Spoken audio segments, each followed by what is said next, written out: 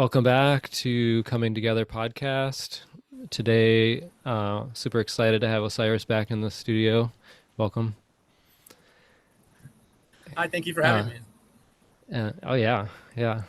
We're this is part two of I think a three-part series that we're talking about doing, which is comparing the planetary rulerships. Last time we did Scorpio and compared the Mars-Pluto rulerships, traditional to evolutionary astrology. And today we're gonna dive into the waters of Neptune. I mean Pisces. I mean Neptune too. All of it, and talk about Jupiter and Neptune as rulers of Pisces. So yeah, that's our talk today. I was curious, Osiris, if you had an update for us on your. I noticed that for a while you were posting every day, and then I haven't seen you posting daily, like you were. What happened? If you're willing to share with us. Okay, so for the astrology nerds, I'm in a 12th house perfection year that began November 27th, 2023.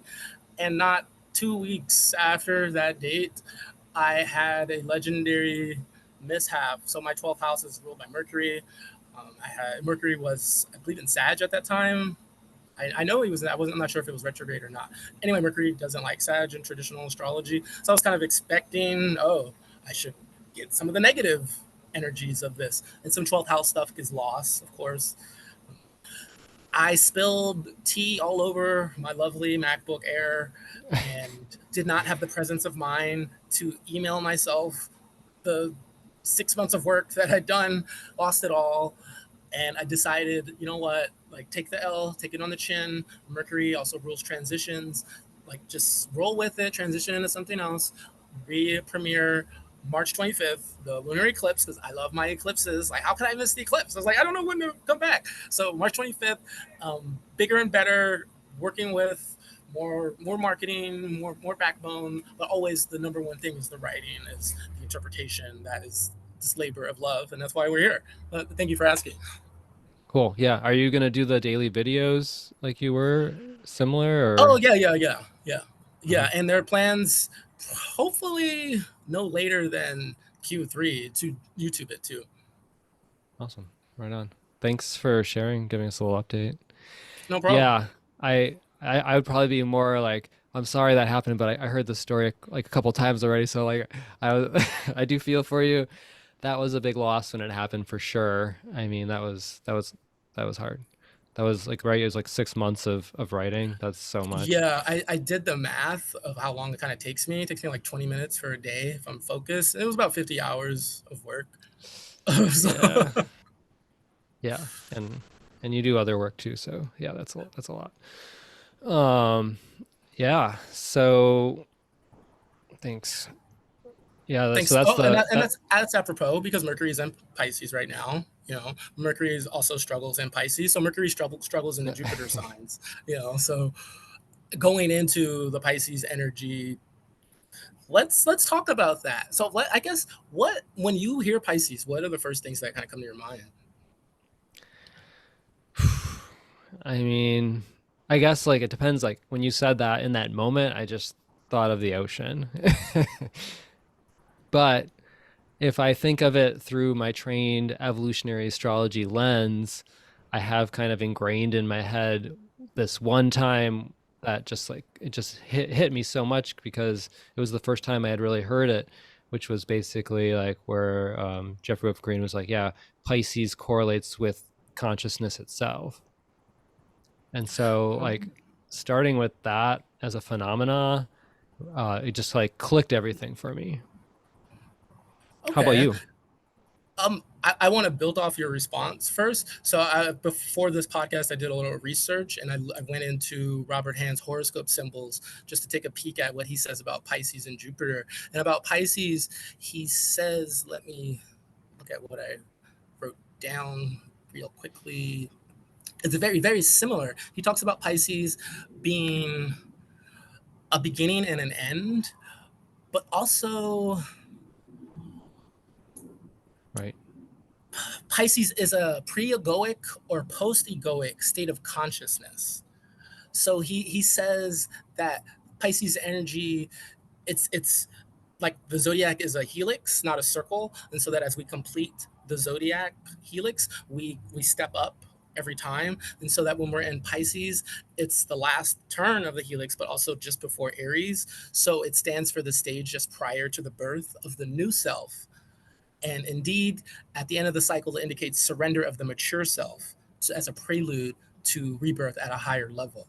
So it really interests very similar. And of course, at that time, and hopefully I'm not mischaracterizing this, I think it was 1988 or so, he wrote that book.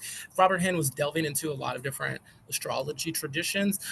The revival of traditional astrology wasn't there yet. That was 1994, which he also Mhm. helped lead, but he briefly mentions that Pisces is traditionally ruled by Jupiter. So I piggyback on that because that's to me more of that modern paradigm, modern astrological paradigm, which is similar but still separate from the evolutionary astrology paradigm. Now, when I hear it, I always pause because I've learned. I grew up like we were saying earlier. One of my favorite astrology books is Liz Green's Neptune: Quest for Redemption. Absolutely phenomenal book. I doubt anyone could read that book and not cry multiple times. Anyway, it's I'm trained, but I'm training myself more as a traditional astrologer. So I always have to stop and say, okay, what is Pisces? And stuff that I always go to Jupiter. And so I struggle with this. This is an active struggle. I don't want to make it seem like I have anything figured out. And so some of the research really helped me on this. And so let me quote Joseph Crane here. Joseph Crane is a well-known astrologer who has a couple of great articles about demystifying the Scorpio, Aquarius, Pisces energy with Neptune, Uranus, and Pluto. And I really liked how he was talking about Jupiter and Neptune are both gas planets. And so they symbolically suggest expanding the horizons of life, taking us from the conventional to the metaphysical, from the personal to the transcendent. And that's a direct quote. Um, and so he says that Jupiter, however, enlarges life from the personal to the community or tribal, or from the local or tribal to the national or global, while Neptune takes us above or beyond our tendencies to think of ourselves in our world as having boundaries, labels, and true existence. So I'm always balancing that, where I do find that Pisces have a strong urge, and I still say this regularly, the most spiritual sign in the zodiac. Whenever I talk to any Pisces about astrology, they always will absorb it. However, when I think of Jupiter, I think, and Robert Hand talks about this in horoscope symbols about Jupiter, of the integrative factor of Jupiter. And Joseph Crane mentions that Jupiter is exalted in Cancer in the dignity scheme. And Cancer is nurturing and loving. Cancer is also the sign of the ascendant on the Thema Mundi, the birth chart of the universe. You know, that's where we get the rulership system from.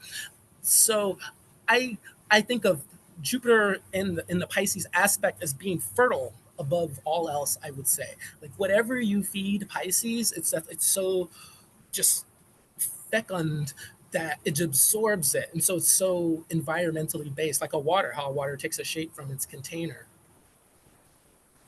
Okay, well that's really interesting that you just came up to that point of the fertility of it because also one of the things that came through me while you were talking was like I said for first Pisces is the ocean, but then like also like in terms of on the land, this piece of like the soil, like everything returns back to soil, back to earth, everything breaks down and decomposes, and how as the end of the cycle, Pisces is like what had form now becomes one again. So like if that's becoming back to the soil or it's back to the water to the ocean, like it's returning to these greater bodies.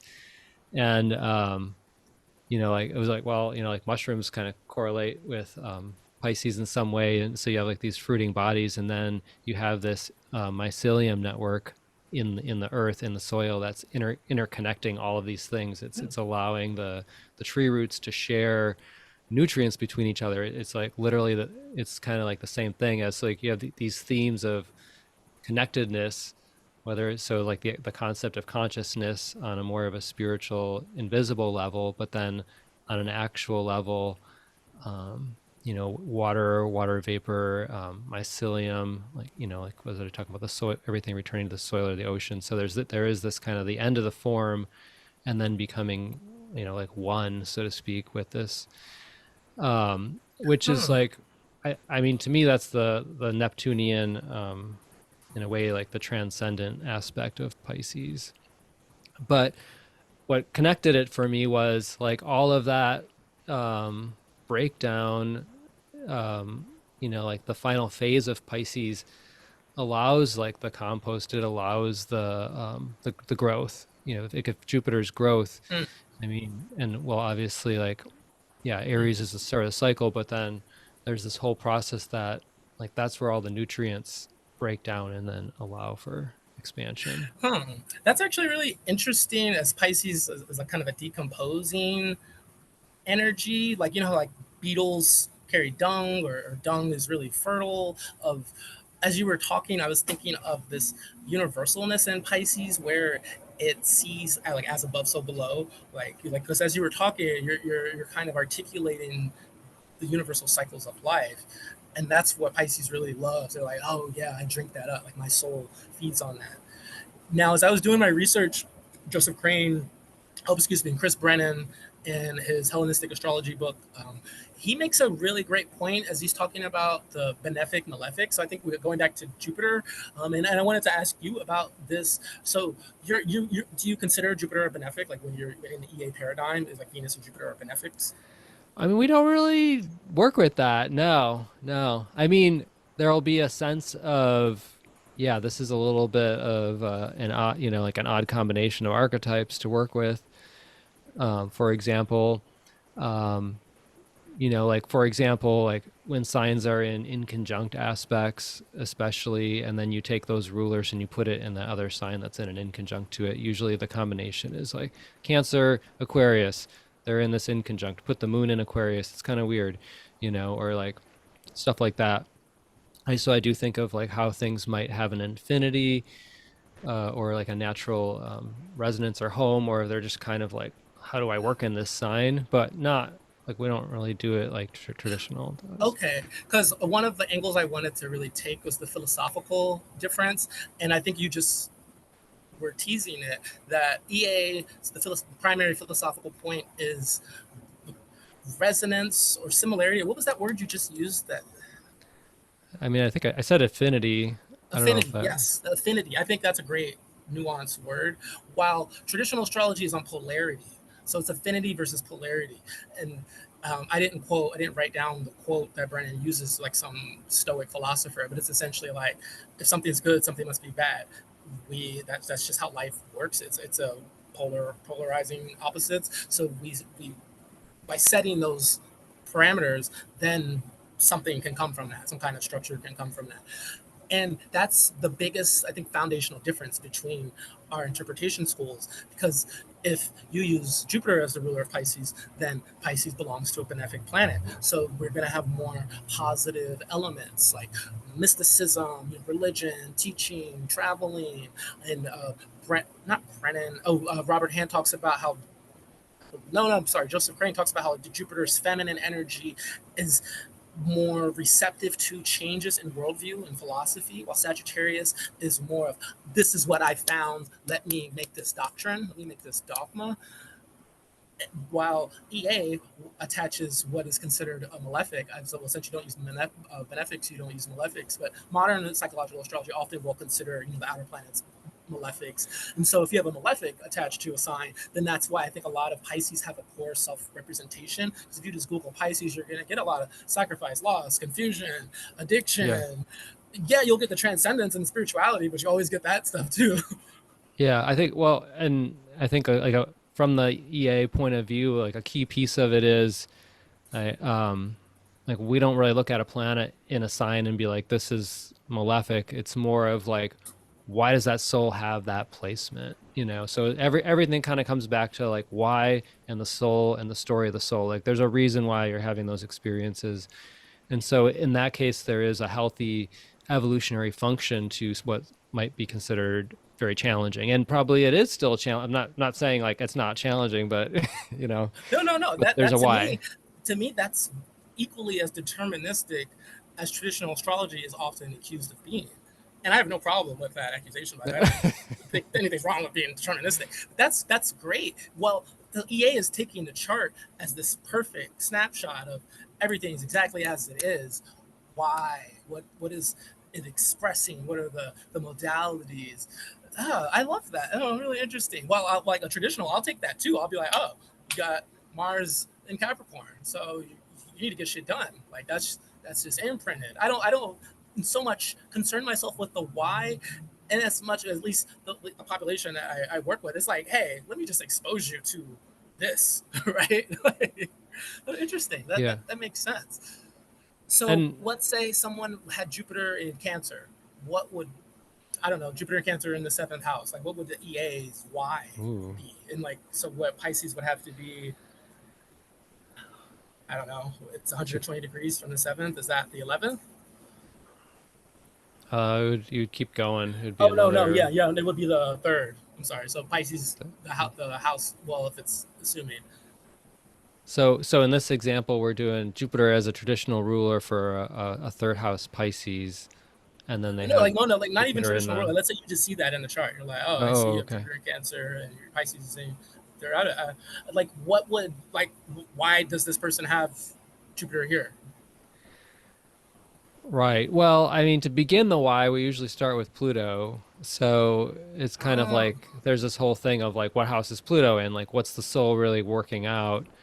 Um, so in so other words, the planets are kind of like extensions. Like Pluto's the king, and the other planets are the pawns and the bishops. And so okay, so Pluto's the because it's soul. the causal Neptune is, factor. That's the idea. It's like, yeah, yeah, no, yeah, I'm yeah, working with yeah, you. yeah, So yeah. Pluto's the soul. Right. Neptune's pure consciousness. So then what is Jupiter? Well, Jupiter would be, um, I mean, it's kind of like it's the consciousness that's contained within Saturn's limits. So it's like what we know to be true, but it's limited, you know? And so, but also Jupiter does continue to expand. It pushes those Saturnian boundaries. So it's that, like it's that whole process. So it's the Interesting. individual's truth, or um, how they form meaning or understand life. So if Jupiter's in Cancer in the seventh house, a lot of the ways that they're going to form meaning is going to be through that whole diversity of connecting with a lot of different people, right?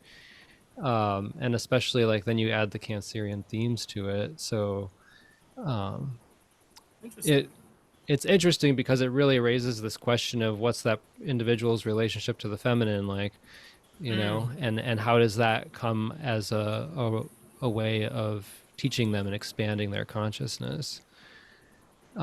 And then you got to get, I mean, there from there, you really got to get into the psychology of the person because like their response to the feminine could be so many different things, and you just don't know until you Yeah. understand the Pluto, the soul, the cultural context, et cetera, the conditioning. Um, and then you start getting Okay. stories. Okay. Well, traditionally, this is how I interpret it. I'm by no means a messenger of the philosophy of itself, but how I practice it is if Please. I Yeah. saw, like I have Jupiter and Gemini. If I saw someone with Jupiter, because we're gonna have Jupiter and Gemini later in late May 2024 until May or June 2025, using kind of like that, if I use your interpretation, which is to be clear, equally valid, I would be thinking, huh, what's the relationship to the mind, to the Mercury, to the to transients, to whatever, whatever. But traditionally, I would be looking at that in terms of um, boundaries or overextensions. I think of Jupiter like waste, like downsides of Jupiter would be waste, excess, wishful thinking for Hmm. sure. You just, oh, it's just gonna Hmm. work out because I'm special and good things happen to me, like Jupiter's luck. And the good thing would be faith, which is very Pisces. Um, Faith, teaching, and long distance travel and foreign things. I would be scanning for those kind of energies. Again, like what's their relation Hmm. to that? Huh. Now, a little bit about Neptune. Do we want to talk about Neptune more? Yeah, well, okay. Can I bounce off of Oh yeah, something yeah. that I'm you just sorry. said? So that piece that you mentioned faith, and then you also mentioned Pisces, or right, or like an Mm-hmm. so like that's really interesting to me because like to me that kind of gets into the grit of these differences. Maybe not differences is the right word, but they anyway. So like for example, I guess like my understanding in the EA paradigm, like I don't really put faith with Pisces. Like I do put it with the Jupiter Sag. So like Huh. so immediately I'm like, okay, how are you applying faith to Pisces? Um, but then again, I was having this conversation today with somebody, and it was really interesting because it was like they were talking about um, like let's say you're gonna like go somewhere to some like medical professional, and they're telling you like this is what you need to do, but like in your body like it's something's not right. So like when we tune into that sense within ourself, like that's very Jupiter, like this intuitive sense of but like there's also like this piece of like, do we trust the information or knowledge that we're getting from inside ourselves versus an external source? So, I mean, those are two sides of Jupiter. Obviously, like Pisces is a yin side of it. But then, like one of the things that I thought of was like, there's this piece where like people, there's this whole larger dialogue or conversation around like tuning into our body and ourselves. And like what I brought to the conversation was, but do we also like trust life itself? And to me, that then there's this like, so if we talk about having faith in life itself, I guess then to me it becomes Piscean in a way of like can you, and I think that like some people call that God, some people call it like like all kinds of different things, but like we have this relationship to like our experience with life where it's like we've gone through these things, but like do we do we I guess like believe at like this greater like level of meaning that we are having these experiences for a reason, and that we can trust, we can have a relationship with life where we can actually like dialogue with it as an entity or something. I don't know, like I'm kind of like going out there in a very Piscean way, but No, but well, I'm good at synthesizing it, in my humble opinion, because this builds off of what you just said earlier, like teasing out of Piscean, having this intuitive knowing of life, of like universe and cycles. Like I think of the golden ratio, you think of sacred geometry and fractal theory, like things like that. And that's really another way of, you just kind of articulated just another frame of reference, that internalization. And that's something I personally have been working on, as because with the AI, a potential existential threat, Pluto and Aquarius. It's like, well, do we trust life? This has happened before in life. We are life. We are humans. So just just roll with it.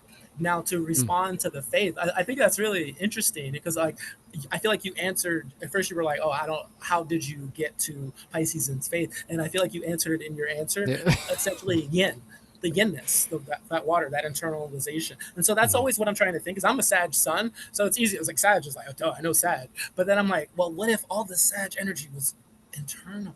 Like, oh, it's very sensitive. And I know people hate that word, especially people hate being called that word. I love that word. I think it's an accurate word. If you take out this negative connotation, imagine, no, it's just sensitive, very responsive, perceptive, aware of the environments. And I look at that like Pisces is the download version of Jupiter. Yeah, it just comes to me like, yeah. Now, can you sort it out with that polarity from Virgo?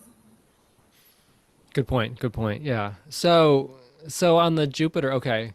So this is interesting. So for Jupiter for us to access knowledge from like Pisces, our relationship with life itself, there's more of this yin aspect of like softening, internalizing, connecting with something that's like greater. Whereas like we're saying on the Sag Jupiter side, there's this like more like Jupiter does have two sides, is what you're saying is this. Oh yeah, oh yeah. I because what, like, let's say waste, for example, because I like to think, okay, Jupiter equals waste. That's a primary term that I use for that planet. Now, how would that waste manifest in Sag versus Pisces? In Sag, it primarily manifests as like throwing things away, being too fast, being too hasty. um, while Pisces, it's more of a lethargy, a lackadaisicalness that turns into, because it's not like these details aren't important to you, you become forgetful about it. Like time is not meaningful to you. And so that enters this waste, like, oh, you just had an opportunity, like you had to work with it. That's what an opportunity is. You have to till the soil, yeah, you have to protect it from predators, so your fertility is just going for naught. And I think that's when people kind of get frustrated with the sign. Okay, this is like such a Piscean conversation, but like, okay, let's just say, for example, like when you said waste, like my first hit was like, oh, Saturn loves Jupiter because Saturn's like, oh, you got some waste for me? Like, I'll take care of that. But like Capricorn follows Sag, so it's like, like, and I like in the body, the assimilation and the intake is Jupiter, and then Saturn is the excrement, the release, obviously there's other Oh, processes in there, but then, um, and maybe when like that stuff detaches or leaves the body, that's Aquarius, and then it goes back to Pisces. The waste returns back to the ocean or the soil. But so like this is like the I think the my abstract thought was like there is like on a very like Piscean level, like there's no such thing as waste. So like whatever the Jupiterian waste is, Pisces uses to its advantage eventually because it's like goes through the process, like it's gonna come back to Pisces as energy. Um and so and like what does that actually ultimately mean? Um I mean like he's like what's karma, like Saturn often is like considered more of like karmic consequences, but then like the whole Pisces Virgo axis is very karmic, where like things are just like happening and playing out, and you're just like, why is this happening? Um, I'm sorry, I want to interrupt. How do you feel okay. Virgo plays into the you said crisis or faithfulness? I'm sorry, I just um, well, like that's a huge conversation, which I'm not exactly sure to answer that, but like, um, it's there's like with the whole 12th sixth house axes, like I've noticed that a lot of times when something enters there, like whether it's like Pluto or Neptune or Saturn by transit into those houses, like the individual can just like have these things come up, and it's just like, why am I having this experience? Like it's very like it's challenging, it feels really confusing, or it's a crisis, and it's just like, well, what is this, so think I that guess that gave me a hit. Sorry, because I'll that's go. Yeah. exactly how I felt when I lost that data. I was like, I've put my heart and soul into this.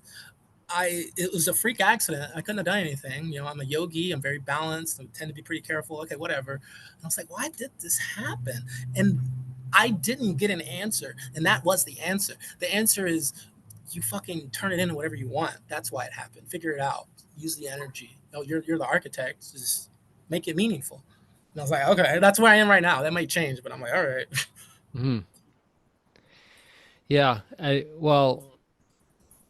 I don't want to go too far on tangents.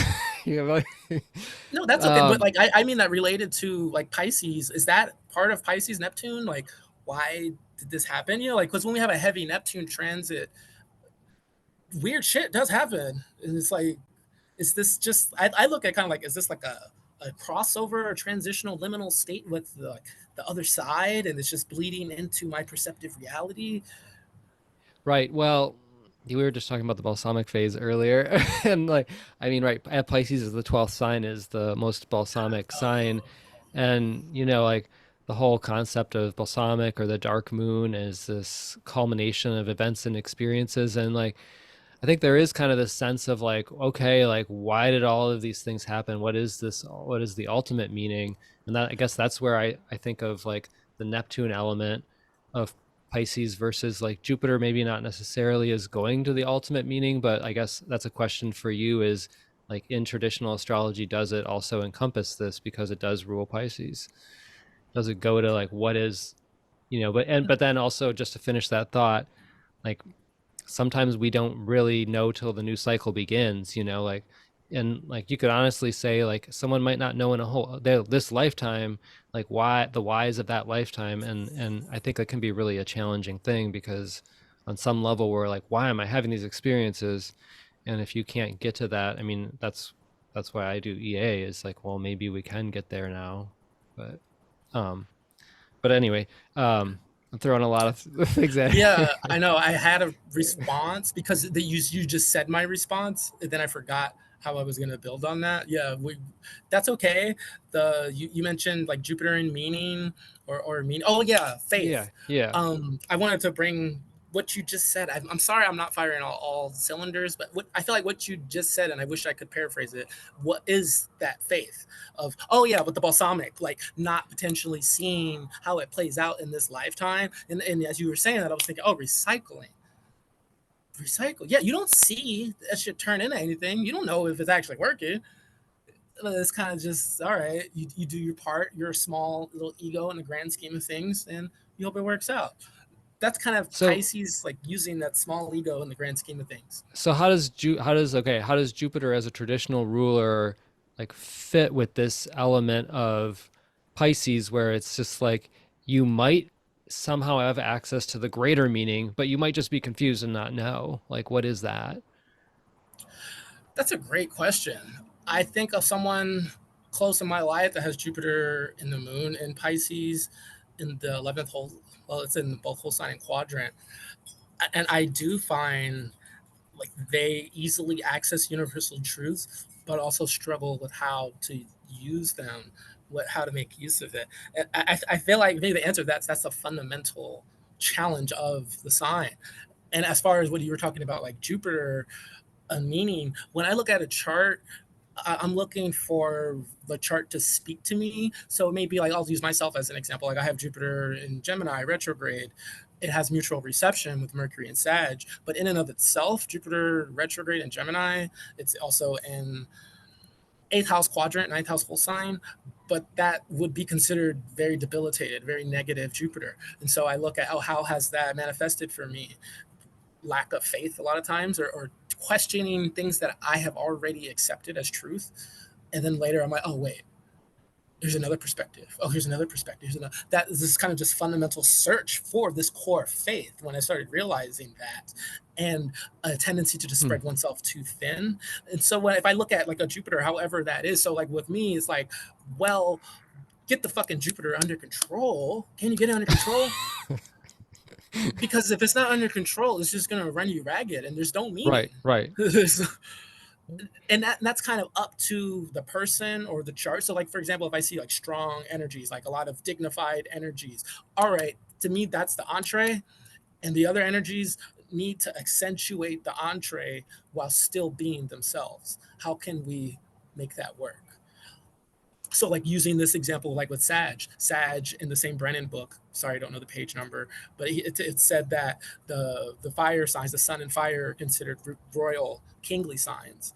And that makes sense to me because based on dignity, the sun always has dignity in fire signs. That's the only sign it has dignity in as far as triplicity and rulership.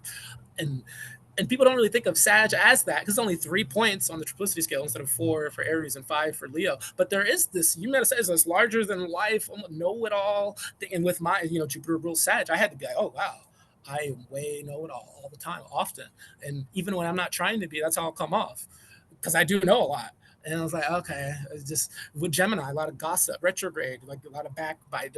People talk stuff behind my back all the time, and you just have to. Who am I internally? Again, so I really like how you bring that internalization to Jupiter because it's so common to think of Jupiter as this outward expanding, oh go go go go go. But you'll see if your Jupiter is, you can't really work with a Jupiter like that. You will just run out of steam and you'll just be exhausted. Yeah. Well, I mean, I never really thought of that till today, and like, and it fits when, I mean, like, if Jupiter is a ruler of Pisces, it kind of fits. So then, yeah, just that whole concept of like, where's our knowledge coming from? Outside of ourself, is that the Sag side, or inside of ourself? But then on the same, okay, to like hash that out further, the Sagittarius side of Jupiter is this sense of like you just know something, like you just intuitively know it, so that could be still coming from within us, but it's like somehow. So I guess, is that the Sagittarian side of Jupiter, or is that the Piscean side of See, I Jupiter? struggle with that. I struggle with the intuition articulating it for fire and water.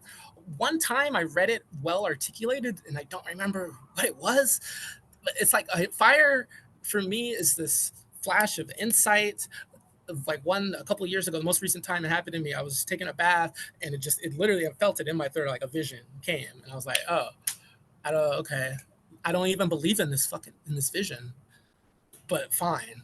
And I'm still playing that out, to be determined. Still playing that out. But then the water thing, because what you just said, and when I think of that Jupiter and Pisces woman, I'm like, well, she just feels stuff too. And I don't know how. Like I will go on a search, like kind of trying to verify. Like it's like I'll be like, oh, that does feel closer to truth than not. But like how the evidence that you came to acquire it doesn't quite lead to that conclusion though. Yeah, yeah. Well, I mean, it's interesting too because like back to the Pisces as like consciousness itself, and consciousness is this interconnected aspect of life. So like if the Jupiter intuition connects via consciousness Pisces, like we're just there's like on some level like yeah, I mean it's like a psychic or something. Like there's how do you explain how you got this information or knew this, you know? Mm. Um Yeah, huh? I love that connection with the self, trusting the self as that source. And I find this to be a potentially heretical idea to Judeo-Christian thought. In pretty oh much yeah. anyone in Western culture is indoctrinated in uh, Judeo-Christian thought. But it's so important. It's like when we say God, like I'm retraining myself on this now. Like saying God, I don't no longer think of God as something outside. No, it's this light inside of me that I'm activating. And if I talk to another energy or another planet, I'm just activating that energy within me, and it's a constant development. It's not like that energy is set in a stone and I just like take it out like a bank, or add it into it. And as we speak, I want to ask you, how do you feel about free will with Neptune and Pisces and or Jupiter, particularly Hmm. Hmm. um do you like, because Okay. I look at the astrology, the energy of like, oh, this is a hard energy. Can we work with this and make it more helpful? Or is there a certain level, like, because like with Neptune or especially with Pluto, a lot of times you'll read interpretation like Pluto and the Demeter and I'm sorry, what was Pluto? Hades, the Demeter. I mean, the Hades. He abducts you, and it's best to just accept you're abducted because the Yep. more you resist, the worse it is, kind of a thing. And I like that. I think there's a lot of truth in that, but yeah, easier said than done. And so I've thought about that with Pisces because Pisces to me is like this great flood just washes Yeah. over you. And I feel like, oh, if you Yeah. resist, do you get Poseidon, this awful angry god, and you're like, where the hell is the spirituality in Poseidon? Or if you just submit and allow yourself to just be washed ashore and like, oh, it's kind of like, oh, how did you live? Like you just miraculously, just the water just shoved you on the shore, and you're like, oh, Yeah. like that. Do I you feel that same way, or how do you engage okay. with the energy? I have an answer for this, and it's actually kind of like something I was just thinking about this week, actually, because why?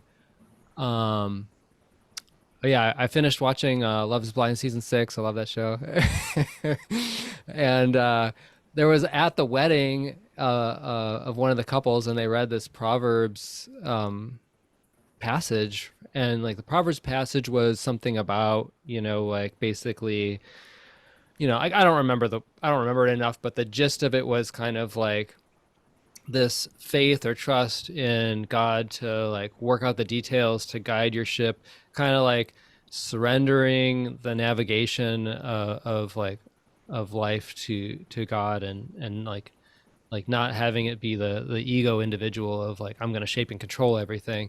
So it's there's kind of like bringing it back to this concept of relationship to life itself, and if Pisces in a sense correlates with our relationship to spirit or life, however we want to call it or say that. And I had just a few days earlier had been reading in like something that was not was from India, so it's like not Christian at all. But it was basically kind of talking about like like uh, like a divine guru saint who's like basically like this idea of like if somebody goes onto the spiritual path and surrenders so to speak their own like free will to this process of like being guided by life of like okay like guide me. And I think it could be To me, honestly, it could be like, like we could just talk to the universe. So you call it universe, like whatever you want to call it. You'd be like, hey, universe, like I am surrendering my life to you, like guide me in this process that is greater than my own ego's comprehension. Like, what am I supposed to do next? So it's like taking out of the reins of the ego, so to speak, and giving it to this like greater source. And I think that's where I'm like circling back to like, do you have faith in life? Is there this greater teacher process that like we can't actually comprehend necessarily why, but when it comes to the free will question, like this concept of like I have free will, so I can do whatever I want, and then we just make these choices, and it's just like, I'm just like, I feel like shit and I'm doing the same stupid thing again and again, like free will, woo. So like, but then like there's like life or the universe or some greater force that's like, I see what true freedom for you means, and you have to go through these experiences and process to get there. You're not going to understand it necessarily, and you're going to be like, what the hell is happening to me? But you like choose to go on to this process. Like I guess like in a sense, like it's a like on some levels I see it as like an ego choice to surrender to soul's desire to form this greater relationship with life. But you have to like choose that at some point. And but until we do, I think there's a different experience of suffering, because like what's our relationship to suffering if we don't start that journey? Anyway, I was getting way out. No, no, I think you're right, because that essentially that's how I see it. As if I was gonna summarize what you just said, is that we have free will in relation to how much we surrender and submit to a greater, higher power, greater power within us or that we perceive. And that's more or less it. And Robert Hand, he talks about this in Pisces, saying like the journey for Pisces is complete surrender to the transcendence, but that's extraordinarily difficult. Very few people do that, and it's not something you can really do halfway. Right. So, okay, Jupiter, Sagittarius side of it, this whole like concept of the journey, like the navigation, our North Star, so to speak. So that's interesting. Like then we take this Jupiter Pisces side. And so in that case, um, does the navigation of the journey shift from ego to spirit to life itself? Oh, I love that. Wow, yeah. Honestly, perceiving Pisces as raw consciousness is a more workable archetype with me. I have Pisces in my sixth whole sign house, and it's cusp my sixth in the quadrant, and then it turns into Aries. And I get it. Six Pisces six sacrifice, service to others, leading to transcendence. Okay, I do plenty of that. I'm a counselor, like yada yada yada, spirituality. But I still don't freaking grok it. I know this is, I think it's gonna go on YouTube, so I'm trying to stop my cursing. But I don't I don't fully grok the energy, and I think that's why not, because I'm still holding on to my sense of control of it, and that's hard to admit. But that's what I've been suspecting. I just haven't, Hmm. and especially you is like the traditional astrology. Like I talked to you about a lot. Your wonderful, beautiful Venus and Pisces. It's like, oh wow, you're in your first house. Like, what are you gonna embody? Oh, okay. Teach me Venus. I always thought like, teach me Venus, please. Like, and teach me Uh, Pisces too. Like, yeah. Certainly comes with its challenges. and so if I was like to see like from a traditional perspective, like a Pisces energy, a Jupiter energy, I would. What's your relationship with generosity?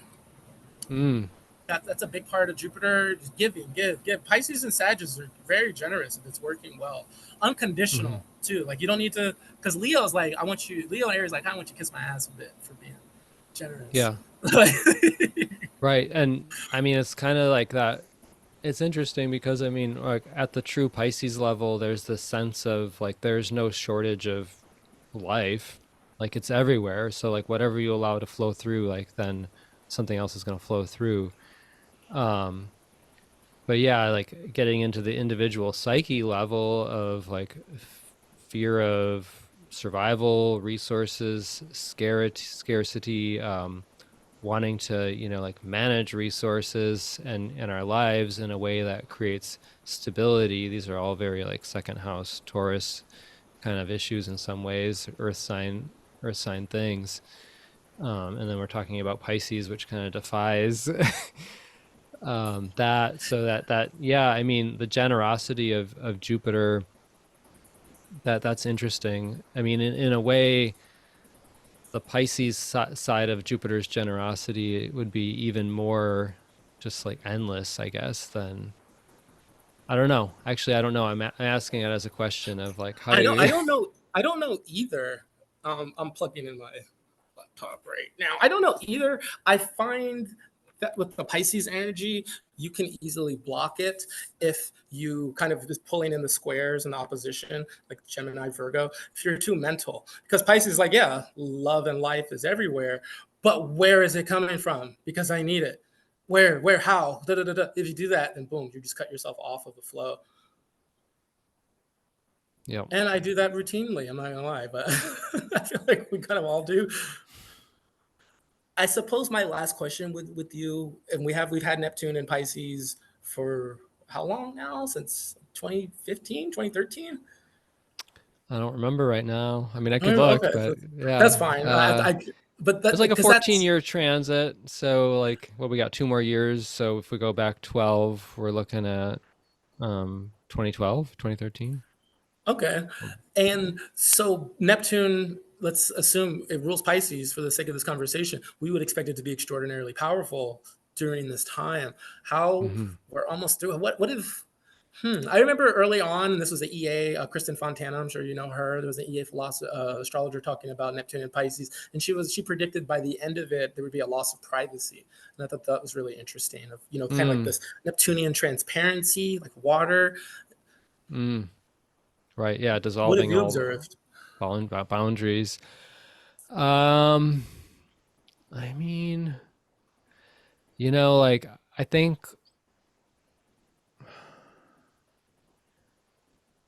I mean, it's always a mixed bag. It's always a full spectrum of experiences, and the the like if you go to get information about the world, like where do you go to get that information, and like is it true? So like there's this kind of greater, I guess, like what is true confusion a little bit with this whole Neptune and Pisces era. It's just like, well, where did you hear that? I heard that. And, like you can go online and basically like get any story that will like convince yourself that what you believe is true these days. But also, I mean, on a it's just like, okay, like if it rules consciousness, like there's this like some people sure are like making the effort to be more conscious during this time, but but like at least like living in the United States and seeing some of the like fentanyl right now and the opioid crisis, and seeing these things just like boom with Neptune and Pisces, and then you have like the pandemic, and you have just like a lot of like escapism, and a lot of Mm-hmm. people coming up with anxiety and depression, and just like not in an engagement in life, not like this. I mean, there's a lot of like this kind of like washout and loss, and it's heavy. And like if consciousness does really connect us to everything, and we do want to feel, like we have, there's like feeling the reality of what's going on in the world, and it's pretty crushing a lot of times. Like there's beautiful things happening all the time, and like I think we kind of have to remember that and get that inspiration too. But like I think it's like, especially with this whole Neptune Pisces era, like it's um like whatever, like pick your poison, like pick your pick your drug of choice, whatever, like. Yeah, that's beautifully said, and I appreciate the emotiveness too. And building on that, Bradley mentions the pandemic because Neptune's associated with viruses or a plague. You can think of like how viruses, bacteria spread very easily in water. That would make a lot of sense. Mental health crisis. That's perfect. I literally work as a drug addiction counselor. Like, sixth house Pisces, like Oh wow. wow, so Okay. obvious, right? Also, Open Journey and Dolly too. They are AI. Excuse me. Dolly is from OpenAI, and Open Journey is, I guess, from Open Journey. They're Like, you just tell it what you want it to make, and it's an image creator, generative AI, and that's Pisces, right? We're going to make all images. Yeah. So right now there was like a, well, not right now, like this week or last week or so, there was a, I think it was Mid Journey, but don't quote me, one of these Gen AI image um, LLMs, I think large language modules, I think that's what they're called. They had a new release, and people are already speculating, hey, when are we going to see full movies, full video games made from open source, from creators? Is this going to severely cut down the developmental time? You know, like something like GTA 6 takes 4 to 7 years to create. Well, if we can just tell something what to make, and if we can edit it ourselves, then what? Hey, this is democratizing of image. You know, Neptune is all about that image, that imaginative, creative force. So, it's given us this raw, creative energy. What are you going to do with it? Oh, you can do whatever you want with it, but here it is. Yeah, that's a really interesting, right? Just the whole thing of like anything you can imagine, you can put it into a reality, whether that's like virtual or it's like 3D printer, like just like boom. I thought it's truly astonishing as we're teasing out how the symbolism. It's like, holy crap! It's literally all around us, like the water. I'm getting goosebumps as I say it, because that's if consciousness, right? That's what Neptune is. Oh, of course, and we are 2/3 water, tuned to whatever that environment is. Wow, I really love that. And one, it would be remiss also not to mention, so the same person with Jupiter and the Moon in Pisces, so therefore they also have the transiting Neptune right on that Mm. Jupiter in Pisces. Really interesting. I haven't really fully thought about it. I haven't really been able to like figure that out. It's just like this total flood of Neptune. How is there a way to not just drown in the flood, I suppose?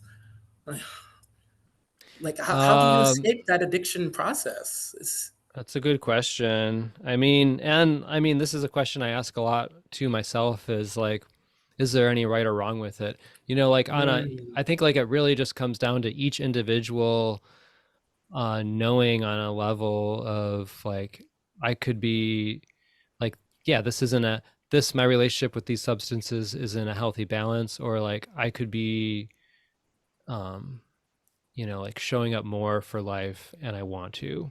Because like then because it's like until we exhaust the desire, or until the desire to show up without just like like on substances all the time, like I was like, until that becomes the dominant desire, then the other desire is not exhausted, is kind of like the yay take on it. And there's no right or wrong. It's like it just took you that long. How many yeah. lifetimes will we smoke opium? Like how many, like at some point you're going to be like, yeah, fuck this. Oh, whoops. I mean, you know. Yeah, you're so right. I think that's really wise. That's really wise. It's almost like you have free will in this extent to the you have free will in the situation to the extent that you can accept this reality, this presence, and then this Judah Krishnamurti talks about this, like that sheer act of awareness is the transformation. It's not any act that is taken after the awareness; it's the awareness itself. Huh? So, well, if you're going to counsel, like, you're counseling people with addiction, like, I mean, is that the bottom line? Is like seeing within them desire to change their life? I mean, it's like, what's actually going to change the pattern, right? I mean, what's your thoughts on that? That's a great question. I My favorite addiction specialist is Dr. Gabor Mate. I am not a doctor, by the way. I have a bachelor's in psychology. I just want to make sure my limitations are out there. Dr. Gabor Mate, his main theory of addiction is trauma and disconnection. That when you have this disconnection, that the substance kind of fills this role. Hmm. And you should Hmm. YouTube him. He has a great couple like animated videos that really like break it down and make it real. That is what I work with, and so I still struggle with marijuana addiction. To be obvious, like or to be transparent, it's not debilitating in any fashion, but it's still something like when you were saying not fully showing up for life. Yeah, you're absolutely right. It is preventing me from fully showing up from life, both in the active phases and in the recovery phases. And to me, when and I always I'm bringing it back to me not to be an egomaniac, but to respect boundaries. At least I could speak from my own experiences and not pretend like I have it all figured out. For me, it comes to, all right, I know I have trauma surrounding my father, of distant, like a very Neptunian father. I have Neptune and Capricorn in the fourth whole sign, so that would make sense. I struggle, like, what is the trauma per se? I know logically the things around it, maybe the ages that it kind of occurred or the things around, but and that's one of the fundamental natures of trauma that I recently learned, that the narrative of trauma is spastic, it's not clean.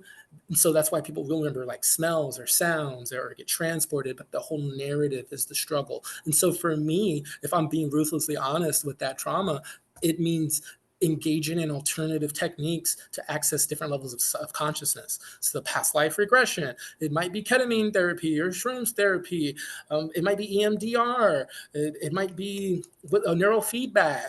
I'm knowledgeable and aware enough that I have options, but do I truly has that desire truly expired? Do I have faith that if I invest in these alternative methods, it will heal me? Or am I even ready to face that trauma, that release, that pain, that somehow it's still helping me? And that Jason Holly, I'm sure you're aware of, awesome EA astrologer and certified therapist. When he spoke about, like, because he works very deeply with addicts, like, what is the addiction trying to let in? If we can take it away from this Mm. awful force, something it's serving you somehow. Why would you be putting so much energy to getting it? And so how is it serving you? And how can we maybe find bridges or replacements or palliatives to help other things serve you? You may still be able to keep the substance if you engage with this process. Now, realistically, very few people are ready for this, because it's like, how are you able to get your root chakra stuff in order, your survival needs, making amends, whatever. Okay, so that's typically 99% of the time. That's how I'm working with my person served, as we call them.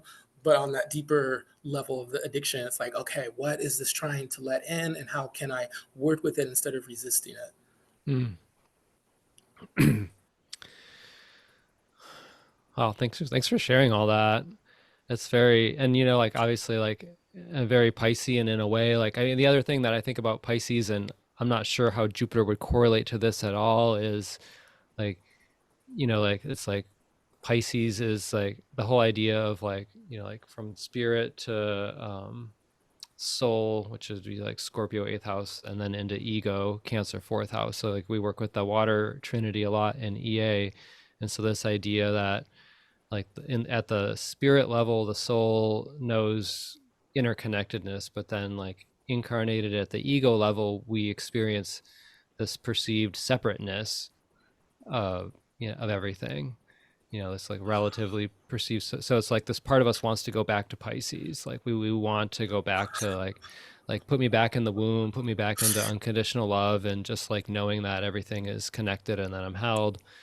And like in that case, like yeah, I totally get how like the substance, um especially Um, if we have a trauma in life, like if we don't have traumas in life, maybe like we can go through life with like this is like good enough, or like I'm happy enough, or I don't know. But like when something really happens, it's just like then it's like I really want to go back to this place where like everything's okay. Which I mean that's kind of wow. how I think about it with Pisces. um Yeah, that's great. I really like that, because on a mundane level, how I work with people, and this is pretty much astrological counseling and addiction counseling, is boundaries of, can we get those solid boundaries? Only then, because like, because when I think of Jupiter, it's the teaching. So if you have a strong Jupiter, or there's strong Jupiter energy in your chart, think like, let's say like right now we have the moon and Pisces sextile Jupiter and Taurus. So teaching opportunities. So Jupiter? It'll tell you what you need to learn. So you have the instructions. And it's like, are you just going to use it? So within this is like, learn higher education, higher meaning, and then like work on applying that. Like, yeah, we know you want to go back home. We know that you're a soul having a human experience, and you've learned enough that heroin or fentanyl or even marijuana or whatever your vice is isn't the most appropriate avenue for it. So can you work with that ego to get it back to the soul? Or are you just going to be like, my mommy? so yeah, I mean it's interesting, like going back to like if Jupiter was the only ruler for Pisces, like we would have even more in our consciousness this idea of like learning from addiction, because like it was kind of like, is everything in Pisces a learning experience, Jupiter? Like what does that mean, like I don't know. This is good. I mean, Yes. I'm playing with like things I never thought of before, which is like I love it. This is why I wanted to do this with you, and it's Yeah, great. likewise, likewise. I definitely need to read more Jeffrey Wolf Green. I've read one of his books, but of course it was the last one. I need to read the first one. But it's very powerful. Yes, that's what I wanted to piggyback on with the eighth house, that being like the ego struggle for transcendence. Really powerful teaching. I see why you're so drawn to it. It's like, yeah, that's why I've noticed that because I have Taurus in my whole sign eighth, if I meet a Taurus, especially if they lock into my Neptune at eight Capricorn, it feels like completeness. And I'm like, oh, what the heck? Like, and so, wow, I'm still working with that. Like this eighth is this incomplete, so if like eighth Taurus, it's like pleasure. That's where I struggle with the addiction is giving myself pleasure. Taurus is great at just being in the moment and enjoying it and taking it for what it is. But that eighth, that Scorpio is like wants to control it and own it. And it's like, no, that's not what life is about. That's antithetical to life. That's how you choke off life. Hmm. Interesting. Yeah, yeah. That's really fascinating with the eighth house perspective on that Jupiter, huh? Yeah, I Yeah. had I had one final thing that I found like a great. Oh yes, that's what it was. It's like the point is this: there's so many more similarities than differences, and that this is why it's so fruitful to, in my opinion, strictly but both curiously study traditions and be open to cross pollination. Because like I think we both strictly are in our paradigms, but we're still open minded enough to be like, oh wow, like because stuff that I'm struggling with the Pisces, like now I'm going to use some of this EA content. Like yeah, until why? Because I'm like until I have something better, you know. Yeah. I mean, and like I have a Pisces rising chart, so like I definitely look at Jupiter and Neptune now as chart rulers, you know. I mean, it's just like why wouldn't I think through that lens a little bit and be like, well, what if Jupiter is, also like really prominent and important because it's co-rules the ascendant. And then I could still look at that through the EA paradigm, but so yeah, like there's a lot of things that are just really helpful to cross pollinate. Yeah, that's a Yeah. that's a very Jupiter Gemini thing to say. I love that. Mutual reception. Hey, we take those. So I am pretty much that was all I have. Do you have more? Do you want to add stuff? This feels like a good, this is like in true form to this talk. I have no idea when we started. I have no Same, idea how same. long we've been going, but it does kind of feel like we're there, wherever that is. Yeah. So yeah. Yeah, and I feel like it's building well. So the last one is Uranus and Aquarius, right? Oh, that's gonna be fun. Yep. Saturn and Uranus as the co-rulers of Aquarius. Yeah.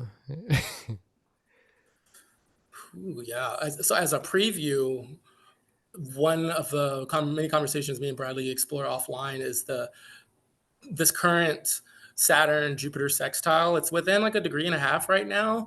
It was exact like December 23rd, 2023. And it's the first concrete leg of the December 21, 2020 great conjunction between Saturn and Jupiter in Aquarius. And that's where I love looking at both of those perspectives because this is our life for the next or however long we live. So why wouldn't I want to just really tease different perspectives and try to get a strong figure on it? So I feel like we're both just going to grow from each other and have these new situations. And especially, I guess briefly wanted to bring up that Saturn right now is in Pisces too, and I could really feel the energies as we were saying that, like the Neptune and then like the Saturn is like kind of wanting us to concretize. All right, what is your firm grip of Pisces? You have to pick something. Yeah, that sextile, I mean, you've brought that up numerous times to me, and I've kind of it's been like kicking around in my head because you've mentioned it so many times, and just now today, I would say, like from the EA point of view, like that conjunction being at the first degree of Aquarius, right? And then so the crescent sextile, like from the EA point of view in the phases, is like it's very much like it's getting firmly established, and there's an opportunity within that to, so like I think obviously like the AI thread, like that's one that's like really apparent, where it's just like the newer technology that conjunction represents, and how these things are actually becoming really established now. There's an opportunity for them Oh, to be established in our lives, whereas at that point it was just more of like, it's new, it's ideas, it's coming, and like now it's becoming more real. That's one thought on it. I mean, it's like that's there's things like perfect. I just don't get about the sextile yet, that I'm kind of like, oh, I know there's more to this, but I haven't like, but But that's what's so exciting because it's moving really fast, the energy. And so in August is when Jupiter will be in Gemini and square Saturn in Pisces. So we get there's the sextile is considered positive in astrology and the square is considered challenging. So we're getting both within 6 months. Like, okay, building establishment, and then the summer, I'm expecting, or I shouldn't say expect, it's a little too strong of a word. I probabilistically would not be surprised in the least if we start having more protests surrounding AI, loss of jobs, like Google, so many layoffs. Google just laid off a bunch of people that they announced it in January, gave them 2 months. It's kicking in now. And so that square will be how well is this established. Now there's disruptions. How do you handle the disruptions to firmly establish it and make it permanent? So you already gave me just from that insight into the square from your understanding of the mm, sextile. And mm, I looked at Georgia okay, Stathis's great book on cycles, and she calls the square, the waxing square rather, as organization, which is mm. perfect with Pisces and Gemini. That's the big weakness of that sign. How do you get organized? Wow, yeah, that's interesting. So okay, yeah, I mean, you shared with me some of those headlines, and the amount of people losing jobs, and it's just like, well, like, did we have a plan for this? Like, what are we gonna do? Oh, too bad. Like, I mean, that, like, unfortunately, it seems like that happens a lot. And I think on the ideal level, like, we would be forward looking as leaders of a society, and have some kind of plans to help people. And um, that's the kind of level of, like, at least in this country, we have broken structures that are not really helping people in these capacities. We're not forward thinking for the people in that way at this time, Yep. which is like, maybe this is just one more lesson of like, hey, are you going to do this? Because otherwise Mm-hmm. you're going to continue to degenerate, and it's just going to be more chaos. And not to be all doomsday, but Yeah. yeah, It's not all but doomsday. yeah. That's just a little preview of these big picture astrological events and coming. So, the And the other thing, when we get into the rulers of Aquarius, like the other, and I think we've talked about this too, is like just how, like, if you think about, Pluto's in Aquarius now, and then we're going to have, so like, okay, what if you look at both Saturn and Uranus as rulers of Pluto and Aquarius? So like, whatever that mm-hmm. evolutionary force of Pluto and Aquarius, like, the picture is going to be painted by understanding, like, this ongoing Uranus and Saturn transits. And so we'll probably talk about those a little bit, but um, I think like the big one is like, your Saturn's going to go into Aries and Uranus is going to go to Gemini, and suddenly we have a sextile trine thing going on, whereas right now we have a semi-sextile and a square. So like, talk about like ramping up it's just like there's an ease with and an opportunity with the sextile trine, but like, it doesn't necessarily, like, more of something isn't, might be like, whoa, this is like happening really fast now, like, Yes, uh, that's when we're gonna have automated cars, and it's like, did you do the hard work during the conjunction in the square? Did you like? Because a lot of times the conjunction is unconscious. It's a union, and so it's like a process. Where does one end and one begin? If and that's why conjunctions are considered a lot of aspect doctrine the hardest aspect, because there's technically mm, not even an aspect, like, because mhm, it's just a union. mhm. And I find in my experience it takes time for you to understand the conjunction, but you have to engage with that hard work process. If you're just like, oh, it'll work out, and then all this amazing abundance is going to be happening, and you're going to be like, but I lost my job and I'm automated and I have to retool. Yeah, you weren't paying attention. Sorry, but you'll have opportunities to retool. Yeah, there's a lot happening. There's a lot happening. So do you have anything else to say? Wrap it up here, or No, no, this was fun. Um, thank you for the opportunity. of course, of course. Yeah. Well, yeah, it's been a pleasure. And so if you're listening out there, thanks for joining us for part two of this. And yeah, well, part three will be coming at some point. I don't know. Okay. All the best. Peace. Thanks for listening. Have a good one.